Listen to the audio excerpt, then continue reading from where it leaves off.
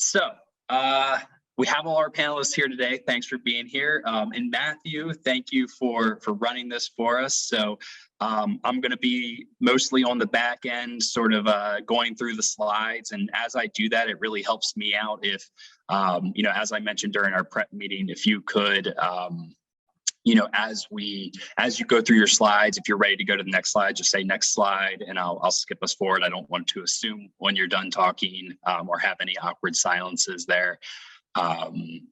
And let's see here. So a couple of just notes before we get started from the last one. Also, Matthew, whenever we're going between different panelists, we'll thank the panelists when each individual is done, and then you can introduce the next one coming up. That'll just help things run a little bit more smoothly. And yeah, like I said, I don't think going over time will be too much of an issue here because we only have 5 panelists as compared to the 6 and 7 in some of the other panels. But yeah, questions, there's always the chance for questions at the end, getting some crickets from the audience or lots of questions. And so we'll be ready for that as well. Just to let you know, if there are any questions from the audience, I'll be happy to ask a question, and that will revolve around some soft skills that you would develop in addition to technical skills. I'm sure, Matthew, that you'll have some questions as well based on these presentations. So does anybody have any questions before we get started? Cool, no questions. So yeah, we have quite a few students waiting in the waiting room. So, and we're at 5:01. So I'm gonna make sure my controls are up here. As everybody can nod, they can see the PowerPoint here, the slides. Yep. Yep. Awesome. Okay, so I'm gonna let folks in. I'm gonna start to record. Oh, we're already recording. Cool, we're gonna edit this part out.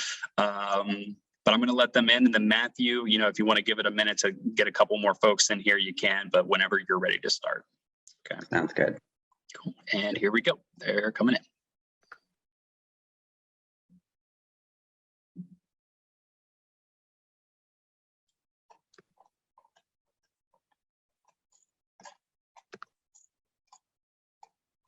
Hi there, folks. Thanks for joining. We'll wait for everyone to get settled in here momentarily. Really excited to have you as guests this evening. Looks like everybody's logging in, so terrific. Okay, with that, without further ado, I just wanted to say welcome to all of you for the Internship Showcase. My name is Matthew Seeley. I am a career consultant for Tepper School of Business undergraduate programs at the Career and Professional Development Center.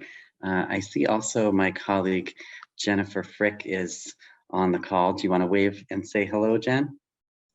Hi, everyone. Thanks so much for joining us tonight. So we're really excited to present to you some panelists, 5 of whom are all Tepper undergraduates in some of our programs, and they've got really exciting internship opportunities, so we're looking forward to hearing from them. To give you a sense of what our agenda is tonight, the purpose really is to allow you to explore through this internship showcase the various functions, industries, and career opportunities that are out there.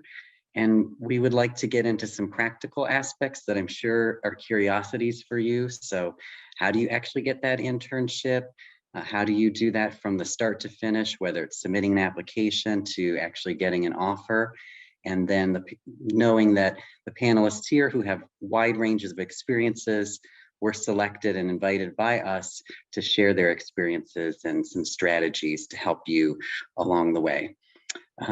So without further ado, I would like to present to you our lineup here, and then I'll talk a little bit about the structure of that. So we have Remy, who was most recently at JP Morgan Chase as a middle market banking fellow.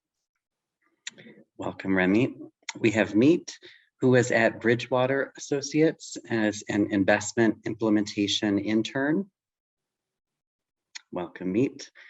We also have Nithin, who is at Micron Technology as a finance operations intern. welcome Nathan, we have Ashov, who was at EY Parthenon as a summer associate. Welcome to you. And then we have Divot, who was at Jeggy Clarity as an investment banking summer analyst. So we're really excited to give you an opportunity to hear from the panelists. So in terms of process, we're expecting around a 3 to 5 minute presentation by each one of the presenters. Then we'll have Q&A, questions and answers. You're certainly welcome to ask your questions at any time. You can put those in the chat, and then we'll handle all the questions towards the end after the presentations have concluded. So just a friendly reminder to the audience, it looks like most people are already on top of this, but just making sure that your videos are off, except for our panelists, of course, and that your mics are muted to avoid any background noise. And we are very much looking forward to our panelists here. And as I said, at the end, we'll go over some questions, and we'll also pay close attention to themes that come up for you. So let's get started and enjoy the presentation. So without further ado, I will kick it off for our first panelist, which is Remy. Hi everyone, my name is Remy Adelti, and I'll be talking about my experience at JPMorgan Chase & Co. So last summer, I was a 2021 MMBSI fellow, and they have a lot of acronyms, but MMBSI stands for their middle market banking and specialized industries. So just a bit of background information on me. I'm a third-year business administration student. My concentration is in leadership and organizational effectiveness, and my minor is in media design, and that's under IDA's program. Some of my interests include plants and music. So I guess back to my experience at JPMorgan Chase & Co., I was an MMBSI fellow, and if you don't know, JPMorgan is the largest bank in the US, and they have 3 divisions. So that goes investment banking and asset management, private banking and wealth management, and then finally retail and commercial banking. And specifically for me, MMBSI is under their commercial bank. Next slide, please. Yeah, so this was a 3-step application process for me. You had the normal written application where you just give them most of your information, your GPA, you put your academic resume down and you answer a couple of questions. After that, you are invited to do a virtual interview. The virtual interview questions are like situational questions. So usually the prompt is like, name a time you've done this, or name a time you've experienced this. And then the third step would be a super day. So if you're invited to super day, it's I think a day or 2 where everyone's invited to interview at the same time. And I think something cool about this experience is that you're literally interviewing with anyone. So I had interviewed with an associate. I had also interviewed with a regional manager. So it's cool to talk to them and hear from their experience. But for Super Day, you're interviewing twice, just at the same time. And then how I found out about this experience was through a handshake announcement. So I saw that there was an announcement for an information session on this program. And then the requirements for the program was that you had to be of sophomore standing and you had to have a GPA of at least 3.0. And then they do have a software engineering program. So if you wanted to do that, you just had to have a background in computer science. You're required to do 2 separate interviews for each position that you applied for. So I had originally applied for MMBSI and corporate strategy. And through that, I did behavioral and technical questions for both positions. And I ended up getting to choose which position I wanted to do. Next slide, please. So the 2 main projects that we had during this experience was a business case, as well as we consulted for community banks. So for the business case, we were given a private company and asked to advise whether the company should be a client. And basically, you're just supposed to use the perspective of a banker, treasurer, and creditor And all the information is given to you throughout the experience, and they just want to see how you apply what you've learned. The next project was consulting for community banks. So part of the program I was in, their focus is on empowering communities as well as like financial wellness. So this was a project that was specifically tailored to my program, but we got to work with community banks or smaller banks to offer solutions to their unique issues. So for me personally, I worked with a bank on implementing AI into their systems. And then we had a smaller project, and this was a firm-wide project, but it was more so reflection. So it wasn't anything technical. I think they were just trying to understand our experience and how to improve. Next slide, please. Okay, so my reflection, I think the first thing that I realized was that banking is not as boring as I expected. When I got there, I realized, okay, they had 3 roles, but banking isn't just the accounting. It isn't just the risk analysis and the risk management. A lot of it is building connections. It's going outside and researching.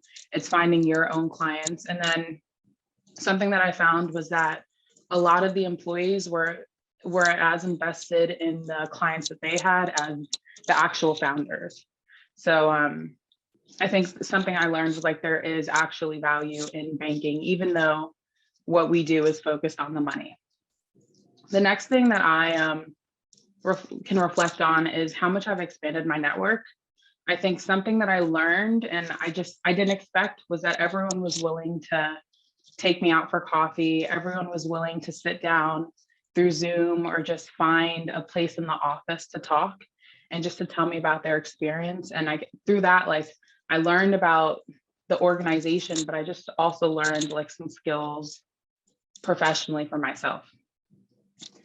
And then some advice I'd have, I would say take every conversation, meeting, and workshop as serious as you can.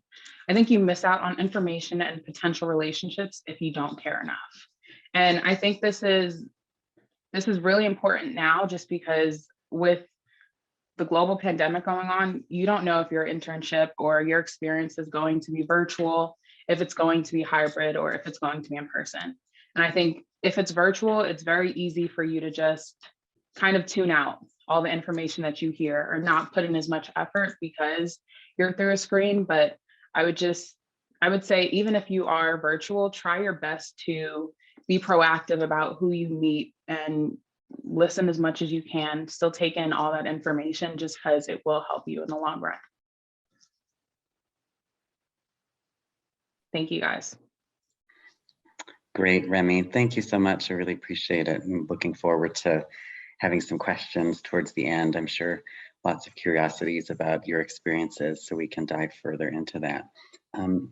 So next up, we've got Meet to share his experiences at his internship program. So I pass it over to you. Thank you, Matthew. Hey everyone, my name is Meet, and this past summer I was an investment implementation intern at Bridgewater Associates. So just a brief background, at CMU, I'm currently a senior, double majoring in business administration, where my concentration is finance, and I have an additional major in stats with a minor in psychology. On campus, I'm involved in things like 180 degrees consulting. I play a lot of IM sports, flag football, basketball, and I've TA'd a lot of classes. The last 2 years, I've done 8 of them. So if you're in Tepper and an underclassman, you've probably had me at some point. And just outside of the classroom, got a few interests. I love basketball. I've been watching it since I was a kid. I play a lot. I enjoy traveling, and I also recently got into cooking over the pandemic. And so moving on to Bridgewater Associates, it's a hedge fund. If anyone knows who Ray Dalio is, it's his company that he founded in like 1970 something, and it's based out of Westport, Connecticut. And basically their whole idea is that they want to invest on behalf of very large clients. I think the minimum number to have a client is $10 million invested with them, and in a very ethical and profitable manner. And so just as an example of some of their clients, you have the Harvard Endowment Fund, the Saudi Arabia, like oil company, their fund, things like that. Next slide, please. And so basically my personal recruitment process, I was in the middle of recruiting with all of the big banks on the sell side for their sales and trading positions. So Barclays, JP Morgan, Wells Fargo, all of them. And then I was reached out on LinkedIn as a potential fit for this role. Originally, I thought it was like one of those spam in-mail messages. I didn't think someone was actually gonna, reach out like that on LinkedIn. It wasn't something that happened to me before. But after verifying it and having a phone call with the recruiter, it seemed like something that was pretty cool and something that was a little bit different than what most people out of undergrad end up typically going into. And so the process was 3-hour-long case study style interviews. Each of them were very abstract and not at all related to finance. In fact, they have a very firm commitment to teaching you all the finance knowledge. So when they interview you, they're really just looking for, are you able to like think, and what kind of like decision processes do you make, things like that. So all 3 questions weren't even related to finance. And then in terms of how I got help or how I even prepped for something like that, there wasn't anyone at CMU that was actually in the company, at least no undergrad. The few people were all graduate students, but what I was able to do was make a lot of new connections through LinkedIn with other undergraduate schools throughout the nation, just finding something in common, either an organization or an interest in basketball or things like that. And they were able to help me out a little bit more. Next slide, please. And so just to briefly touch on what the internship was like, there were 2 main rotations, portfolio construction and trading. And so for the portfolio construction rotation, it was centered around optimizing a client's portfolio given certain constraints. So what I mean by that is maybe they would give us an assignment where they only gave us 5 bonds to use, but we had to somehow make the portfolio have a 20% return, but only have like a 5% risk level, things like that in varying quantities, varying asset classes throughout the whole summer. And then for the second rotation with trading, it was centered around optimizing the way which Bridgewater enters or exits positions.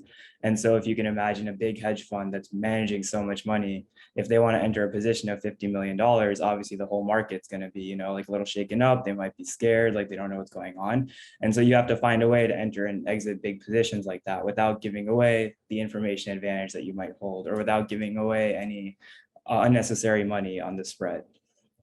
And so just as like a brief reflection, I was able to learn a lot about the industry and its players. I never really thought about the other side of the transaction as much before this summer, but now you really have to think about how you're going to negotiate with the people on the sell side and how you're going to balance that dynamic.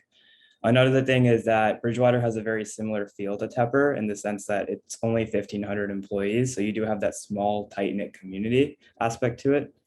And then one thing I would have changed, despite the internship being remote, I lived at home, but I think if I were going back to redo it, I would have lived in New York, just because that is where I'll be for the next few years of my life, since I am taking the return offer. And I feel like it would have been nice to have that small sample size over the summer of what that could be.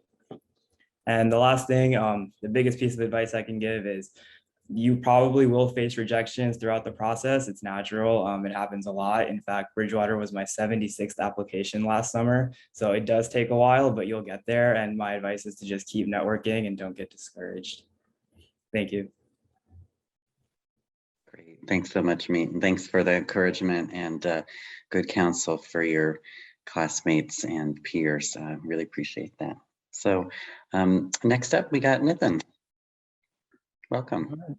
Cool. Nice to meet everyone. My name is Sivamurrigan, and last summer I was able to work as a finance operations intern at Micron Technology. So starting with a little bit of an introduction, I'm currently a junior in the Tepper School of Business with concentrations in finance and business analytics. And I also have a double major in statistics and a minor in economics. Growing up, I guess like through Tepper, I discovered that my biggest interest within finance was more so within corporate finance, because I really liked the different projects within the field, like whether it was forecasting or revenue modeling. It seemed pretty interesting for me. So I kind of wanted to try out an internship in that specific field. And aside from work, I am on the Bollywood dance team here at CMU, as well as pretty interested in cooking and traveling as well. So like having fun. And as far as the background for the company, Micron is a global semiconductor producer, and they produce a lot of different memory and storage technologies, whether it's like DRAM or NAND chips. And you can find a lot of their products, whether it's in like your Apple iPhones or in your automobiles. And it was pretty cool because I didn't really have much experience to the semiconductor industry until I went to Micron. So it was a bit of a cool learning experience. I was originally supposed to be in Boise, Idaho for the role, which I thought would have been pretty cool. But unfortunately, due to COVID, it was virtual, but I felt like I was still able to learn a lot despite the virtual nature of the role. Next slide, please.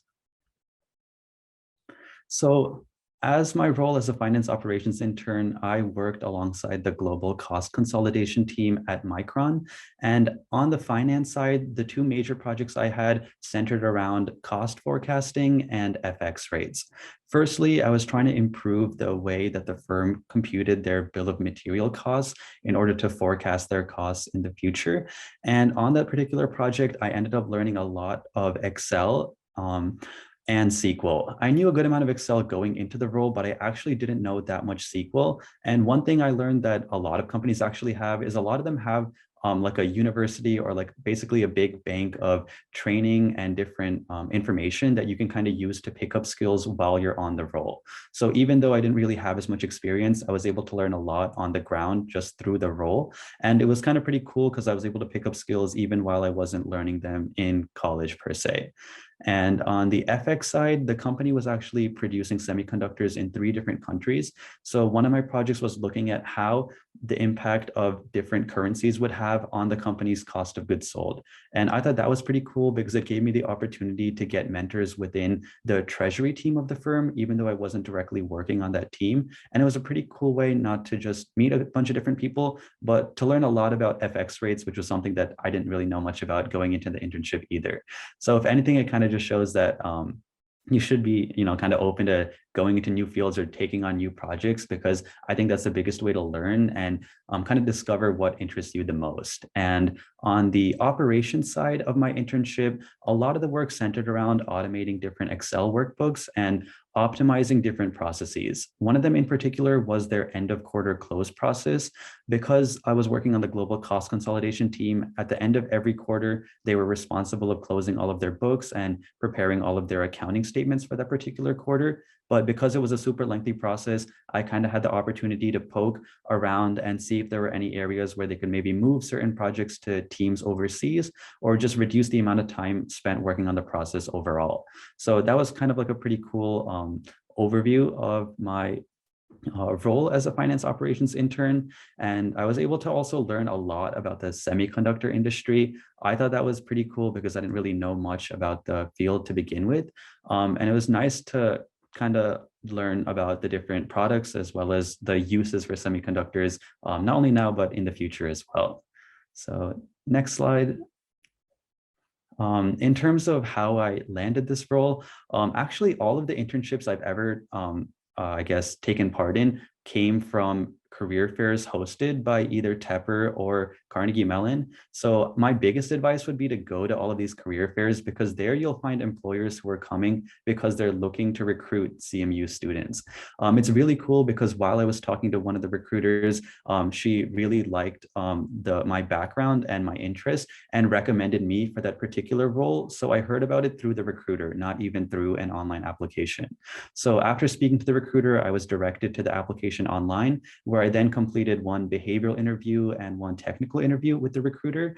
And it was pretty nice because I was able to learn a little bit about different people who worked at the firm while they were interviewing me as well. So in terms of final advice, I definitely recommend going to career fairs just to talk to recruiters to get a sense for what the different roles are within business, and definitely check out the resources at the CPDC. I remember pretty frequently last semester, I would meet with Mr. Seeley, whether it was for like resume reviews or cover letter advice. And once you do end up landing that internship, feel free to like seek out mentors and always be sure to ask questions, because I feel like that's the biggest way to learn once you do get the role. So hope that helps. And that concludes my presentation. Great. Thanks so much, Nathan. And excellent advice about reaching out for resources and following up on some of those opportunities to learn that you took advantage of in your internship. Excellent. So next, we are excited to hear from Ashav. Welcome. Thank you. Hi, everyone. My name is Ashav Mehta, and I'm a senior in Tepper. This past summer, I interned at EY Parthenon as a deal technology associate. At CMU, I major in business, concentrate in finance and business analytics, and I minored in innovation and entrepreneurship. On campus, I've been involved in our school's finance clubs, such as our Sales and Training Academy, as well as the Tarshan Student Fund. I'm also involved here at the CPDC as a career peer mentor, and also on in 180 Degrees Consulting, as well as some sports like IM basketball and club baseball. So I basically interned this past summer at EY Parthenon, and also will be returning there full time next summer in New York City. And a little bit background on EY Parthenon. They're actually one of the largest strategy consulting firms, and actually focus on technology, healthcare, manufacturing, and financial services. So to go into a little bit about the actual background of how I got the internship. Next slide, please. So basically, I was applying for internships for junior summer in fall of 2020. And it was all virtual at this point in time because of COVID. I was basically using Handshake and our CMU network basically to kind of figure out where I wanted to go and where I can apply. So I was looking at the events page on Handshake, and then I found this one interesting opportunity for like EYP. I really had no idea what it was, but in the link it said like business analytics, finance, technology, and I was like, I'm kind of like interested in that like kind of niche intersection of like those fields because it's kind of like what Tepper is all about as a school. So at this point in time, I was looking mainly at trading roles. So I kind of pivoted and like tried to like explore other roles outside of my space or outside my focus to learn more about what I could do if I don't get an offer in trading. So I went to the info session for this first company. I talked to like the people who are CMU alumni who came back to help to talk about the internship, talk to the head recruiters, and they also mentioned that there was a coffee chat basically after the info session. So I went to that as well. I actually met the head recruiter one-on-one, and think that that's like a big part of getting any internship is like going out and trying to talk to people who are actually going to make the decision for the actual interview process. So if you can get FaceTime with the head recruiter, like I think that's like a really big step in the right direction. So after that, kind of like everybody else, I applied on Handshake or online and sending them my resume and cover letter. There was a first round interview with a behavioral interview and a case interview. Past that, and after I heard back from that, basically there's a really strong network of CMU alumni at EY Parthenon because they actually target CMU for Tepper students and for like STEM focused students. So at this point in time, they gave me a CMU peer buddy who was basically at the firm for about 1 to 2 years, who could help me kind of walk through that process of how to prep for the final round interview. So basically, it was like a lot of casing work, a lot of prep work. And after that, I basically went ahead and did a super day interview. And that basically had a behavioral interview, which is basically talking about why you want to be in the industry, doing like a small market sizing case. And then after that, there's this like a larger case interview with a senior manager or a partner at the firm, followed by an hour-long group case interview. Just so everyone knows, like I guess like the reason why there's so many different interviews is because they want to see how you work like on the spot. If you have the technical chops as well as the people skills required, because in consulting, like you're always going to be focused on teamwork, focused on trying to communicate with clients. And as I'll show you in the next slide, actually, you kind of get thrown into like the mix on day one. So I actually had a lot of opportunity to like be exposed to different projects, different parts of the company, and actually just see how much impact I can have as a first year associate when I come back as after the summer. So I interned in New York City, but it was kind of hybrid. So the first half of the internship it was all remote, and at the same point in time, they were building their brand new headquarters in New York City. So once I opened up, I was pretty much in the office like every other week. I was able to like work on a couple of different projects. So the first one was basically at this point also just like some background for like my industry and my role. I basically work with M&A and like clients who are trying to acquire other smaller companies, and basically they go to a company like EYP to help them to understand, should they acquire a smaller company, how can they kind of integrate that company into their company, basically kind of being like an advisor on any deal that goes through a client. So for example, for project one, basically I joined onto the firm, and after training, I was put onto a team under a senior manager who was basically like the sole person helping to kind of integrate this online brokerage firm into this huge bank that was trying to kind of expand out their asset management division. And what he was doing was basically working with key stakeholders on both sides. So working with the CEO of the bank, as well as the CTO, to kind of help integrate that brokerage service into the bank, and actually build out an entire strategy of how they can go about expanding clients, expanding their revenues, and things like that. So at this point in time, as an intern, it was more about learning about how he played a role, and how he can be a leader within that type of work. But I wasn't able to kind of really get my hands dirty within that project. So I was moved into I basically talked to a partner who was on that project and said, hey, I really loved learning about this, but I kind of wanted to like get more involved on a shorter term deal where it can actually have more impact on the actual client. So I got put into a private equity acquisition deal. Basically what they wanted us to do was look into a potential client or potential acquisition target, and see whether or not they should buy that target. So our client was looking at a payment processor company. And what I did was working with one or two other members of associates in the company. We were able to kind of delve through this target company's documents and physically fully assess its technology and product, and understand, like what are the risks or benefits in acquiring this company, and should they go ahead with the deal. And as an intern, like you typically don't get a lot of exposure to clients, and actually have your work show up on client deliverables as like this early in your career. But it was so busy in the market, and actually it was like the hottest year in M&A in history. So we were very short staffed at the firm. So the work that I did for this project actually got put onto the final report, and it was like a very like unique and like humbling experience that like basically like be on your toes, be ready, because the work that you do can be like put in front of a CEO or CTO like at any given moment in time. So I'd say that's a very cool experience. At the end of the internship, we also had a project that we did. So basically it was like a case competition within the firm nationally. Basically 4 or 5 people on a team working to kind of sell our company, Your Parthenon, to a potential client. And by working with my team, we placed top 3 out of 30 teams in the country. So I just want to showcase like with this everything that I did this past summer, like it was only 8 weeks, but like they actually really push you to like learn a lot. They push you to network and get out there and kind of like pursue your interests. And it was a very busy but like very fun and like active internship. I would say that going into this like industry, like I didn't really know a lot about M&A or even like finance at this point, but like it was really cool to see like how like all these factors and like the buy side, the sell side, and like in my industry could kind of come together to like make a deal actually happen and make a deal work.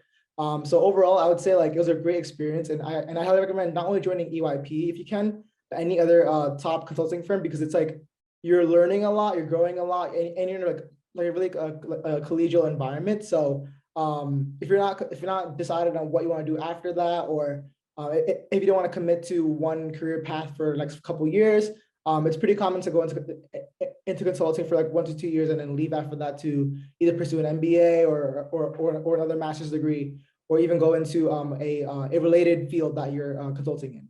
Other than that, I would say like for some advice, the internship is actually what you make it. So I've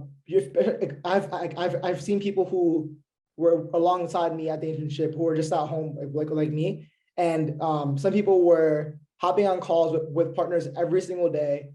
People who are like very high up in leadership and trying to like pick their brain to learn about what they did to get where they are, and decide, whether or not that is for them as an associate. So like, if you want to, like get the most out of the internship, it's kind of up to you to like go out there and network and explore, like what the company does. Is that for you? Because at the end of the day, it's like you're interviewing the company at the same time that they're interviewing you to decide if you want to come back full time or not. So I would say that's like a really key part of an internship. For what I'm grateful for, I'd say I'm grateful for my fellow interns at the internship, my CMU alumni mentors, and everyone that actually helped to like create that program. I would say that even at CMU, like I was actually pretty lost looking for internships and figuring out, like, should I switch my career path like at the last minute from like finance to like consulting? But I would say like kind of like lean on like your network, lean on your mentors and things like that, and figure out, like what's really important to you after you leave college. And also I'll just say like try to be open to every like new experience, because if you're not really like if you're not uncomfortable, then like it means that like you're not learning and growing enough. So push yourself to be uncomfortable, push yourself to be in new spaces and in new environments, and I think that's going to lead to a great experience for you wherever you go after, or this summer or after college. Thank you. Great. Thanks so much, Lasha. Really appreciate how you maximized your internship experience. So with that, we've got Divit up to tell us about his experience. Welcome. Hey, everybody. My name is Divit Malkin. So this past summer, I was an investment banking summer analyst at JGI Clarity. Currently, I'm a junior studying business with a concentration in finance and an additional major in statistics. In my free time, I've always really been into music, and I've started DJing recently. I played golf all throughout high school and usually try to go golfing when the weather's nice in Pittsburgh. And I've been a huge New York Knicks fan since I was young. And the thing with these interests is that, especially when I was recruiting for banks for my sophomore summer and now my internship for junior year summer, when networking, most of the conversation and ultimately the people who ended up pushing me and giving me further opportunities to even interview in the most place, I never amazed anybody with like my technical knowledge or whatever, because all that stuff came from guides. So the most important thing I'd say coming just to at least get something is building out your interest and just being a well-rounded person.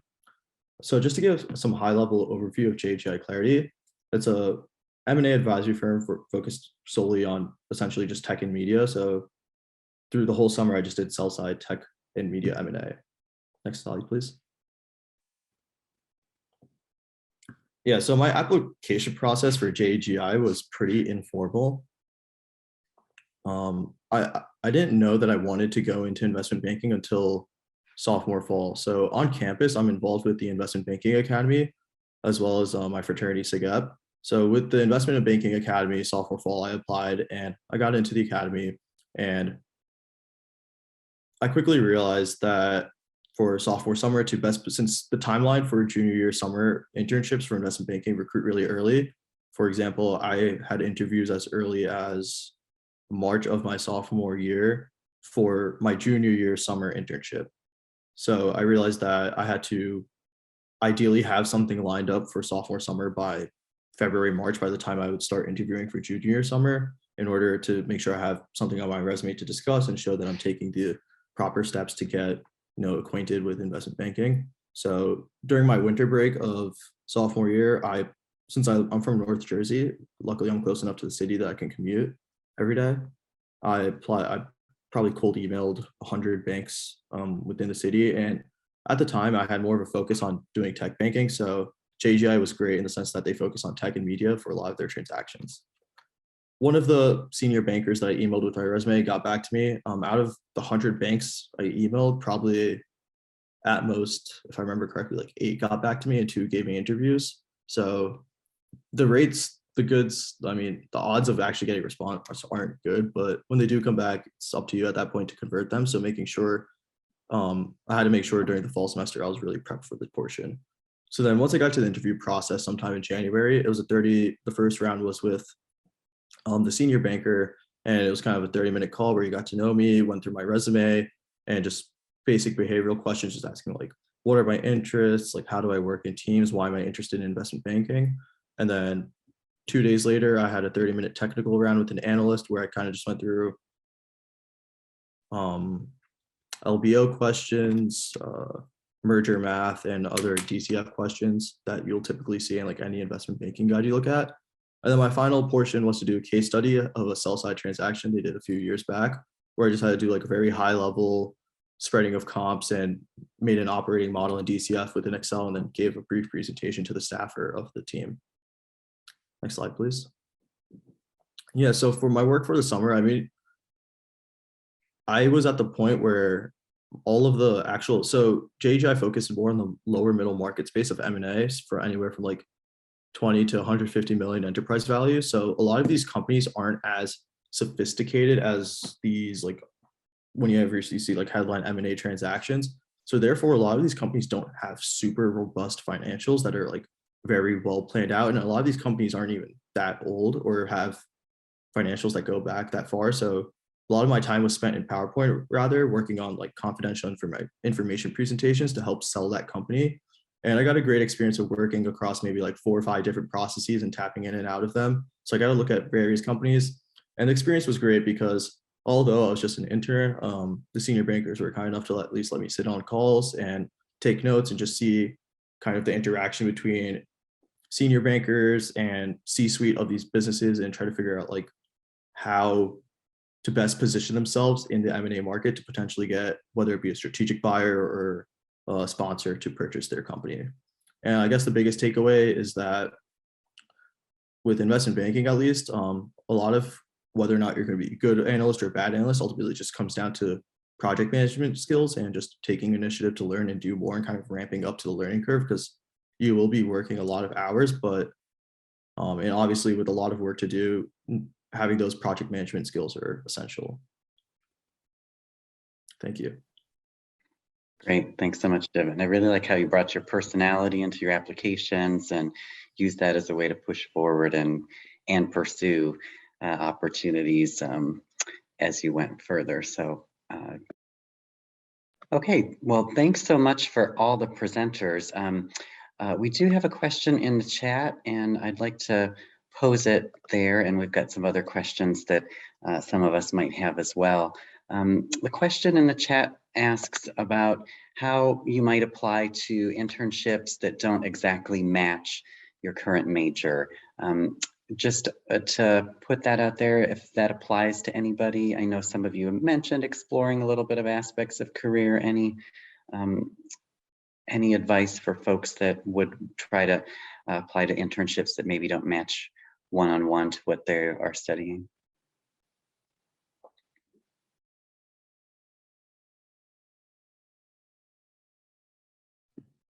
Yeah, I can go ahead and try to answer this one. Okay, so I would just say that like I think there's a certain like I guess like baseline requirement for certain internships. So like if you're in like a CS internship, you can't go into like without knowing how to code, for example. But other than that, like I would say like they don't certain industries, like for example, like for like my industry for consulting, they don't really care what background you're from, just as like long as like you have a certain amount of like soft skills or like core skills that they require. Like for example, like I know people who are from liberal arts majors in the same type of work and role that I'm in, or people who are from like even economics majors or chemistry majors who are in the same company that I'm at, but like basically just having that same like baseline skill set, and then from there like just like being like able to like learn on the job, be curious and ask a lot of questions. So I would just like showcase that like you have the interest and the baseline skill set for that job that you want to apply to, and then beyond that just like network at the company, reach out to people who are maybe alumni from CMU that are there, and see like if you can kind of get in the door that way, if it's not as easy as applying to jobs that have the same major as you. Great, thanks, Asho.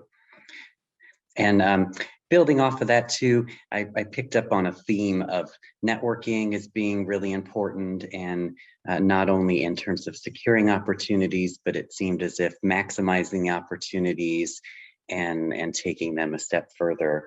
I was just wondering along those lines, if any one of you would like to speak to that particularly, what role networking played in either getting your opportunity or advancing yourself further in your internship.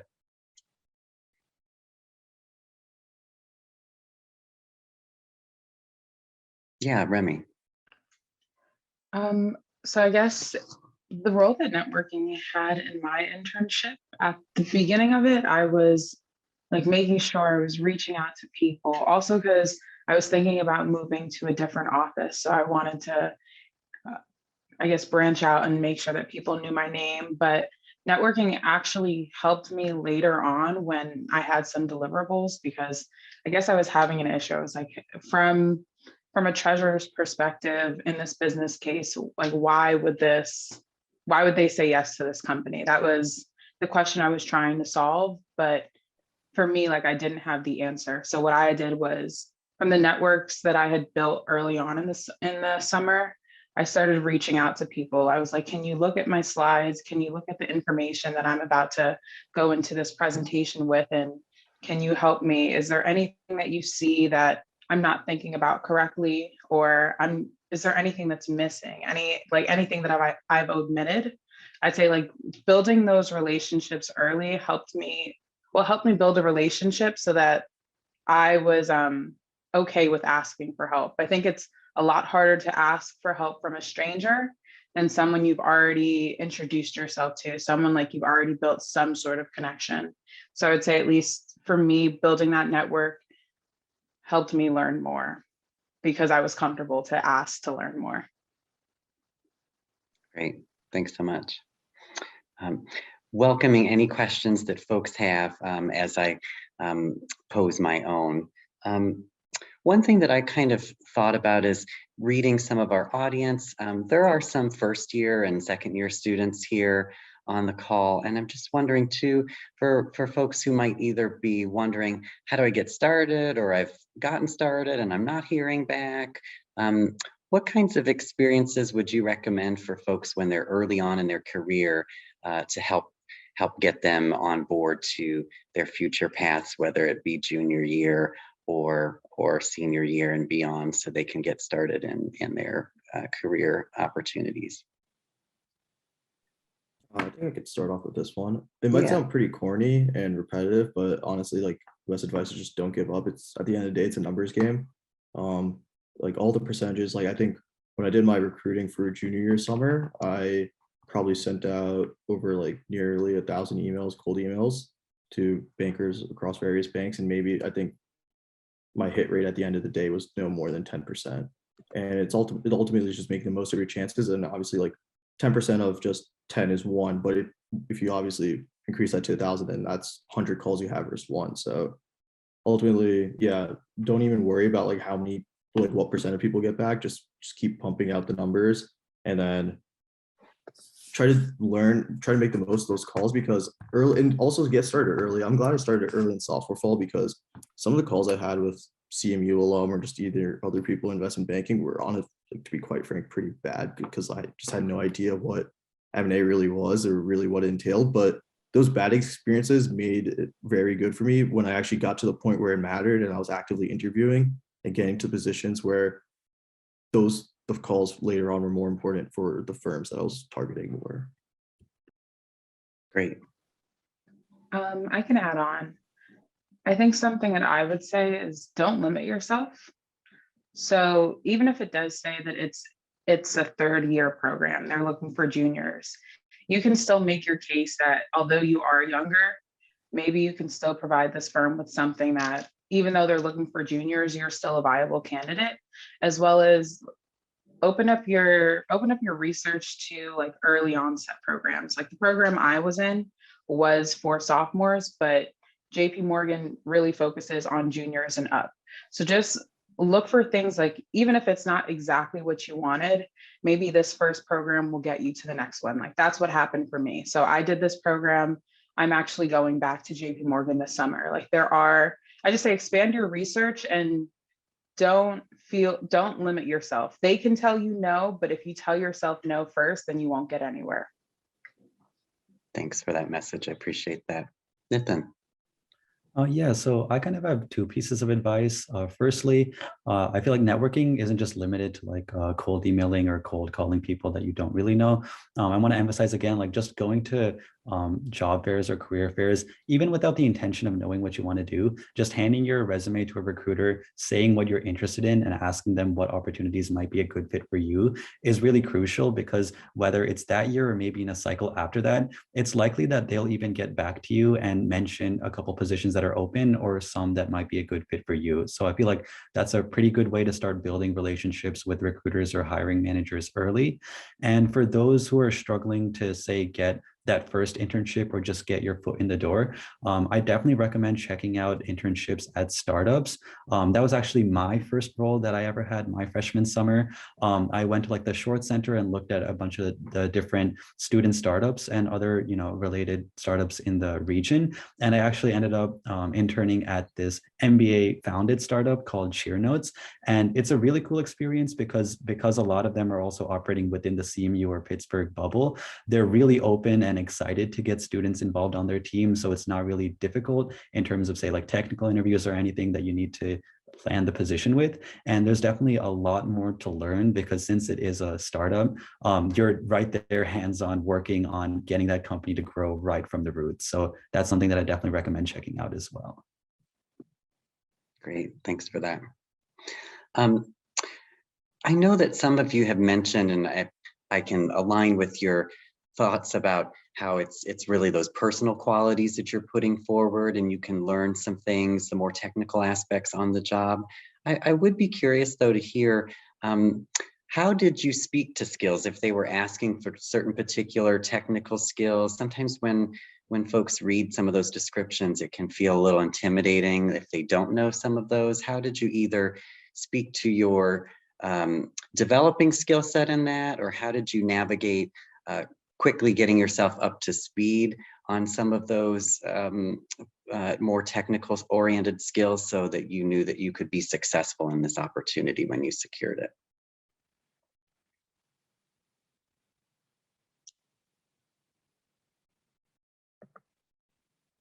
One thing I would emphasize specifically with regard to technical skills is emphasizing either the coursework that you have taken or even what you're planning to take.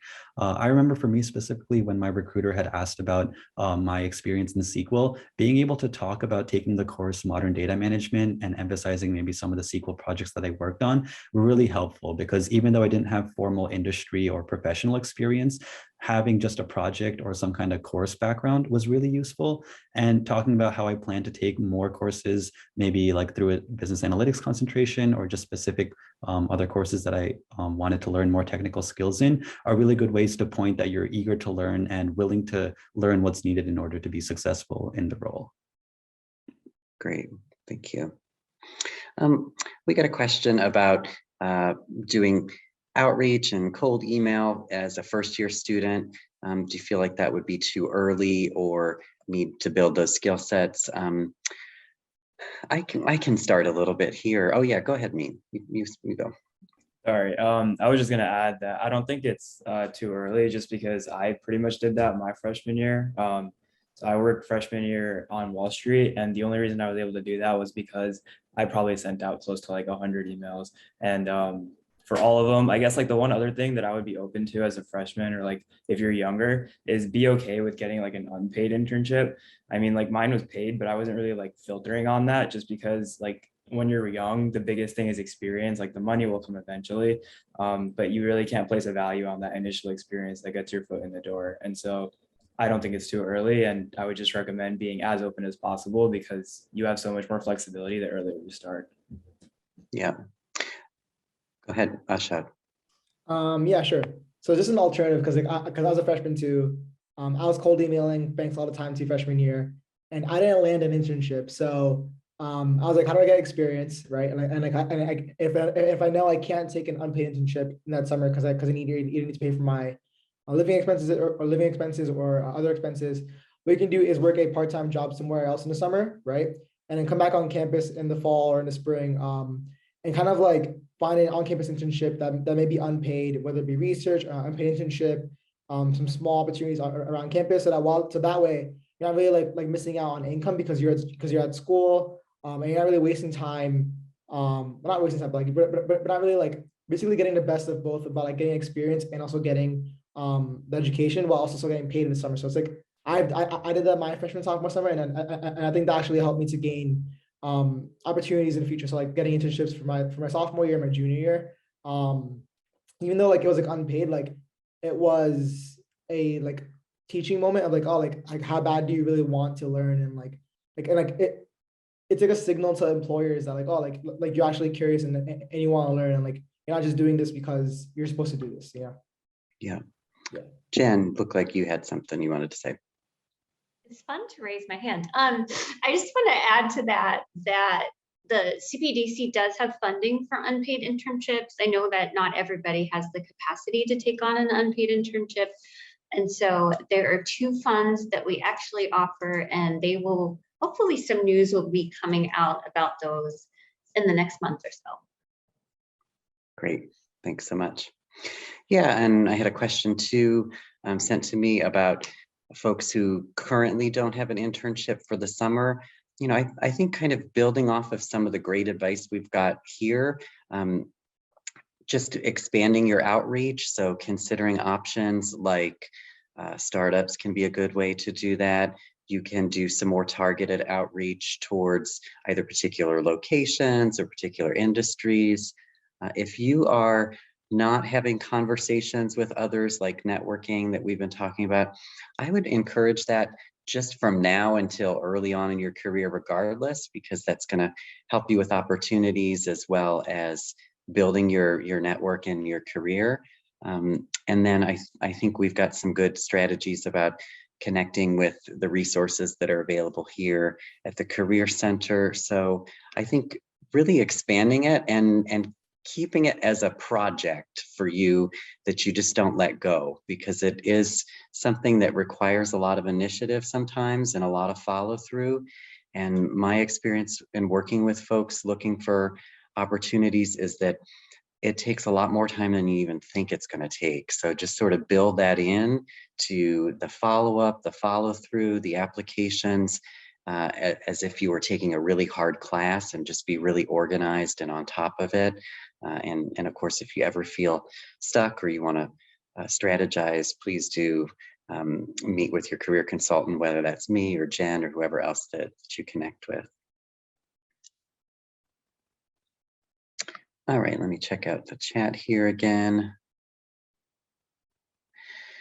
Yeah, so there's a question about timing for internships. So I guess we have a range of industries that have here. I think I can just prime the group to say it really depends on your industry, right? If you're in finance in certain aspects, brace yourself for lots of fun, because they start so early. It feels like it's, you know, NBA recruiting in high school kind of level. But if you're in other industries like advertising, you know, they hire later. So really educate yourself and be aware of what industry you are. I think that would be my overarching advice. Anyone here on the panel have particular things that they wanted to say about the timing of their applications? From my knowledge, for business internships, the earliest is actually IB and sales and trading. Those are typically like the sophomore, like spring and fall before like junior year internship. For consulting, it's more like late summer, early fall semester. For most of the other ones like marketing, operations, they're more like towards like mid-fall semester. And there's also like constant like small internships like running throughout the rest of the fall semester and early spring semester. Sophomore year, I got my internship in spring, January of the spring semester, sophomore year for that summer. So I'd say like don't worry so much about the timing, but like I'd say if you start early and I have like a list of companies that you want to apply to, and like track when they're coming out and then when they're due by. That's a good way to stay on top of your applications and like not miss any deadlines and things like that. Thanks for that. Excellent. All right, well, it seems like we've got to a good point of questions and everything. So I just want to give a big thanks to our panelists here. We got some excellent advice and encouragement from them. You can see not only a range of opportunities they've secured, but different methods by which they've done so. And I really hope you take heart that message of continuing to persevere and trying to secure your opportunities. You'll get a lot of no's or no response, and you just have to sort of take the mindset that you've got lots of talent, lots of skill to offer, and in doing so, they'd be fortunate to have you there. So thanks so much for our panelists. Really appreciate the audience questions, and look forward to seeing some of you who might want to connect with us either in future events or in some of our appointments. So you all have a wonderful evening, safe travels for those traveling, and have a wonderful night. Thanks again.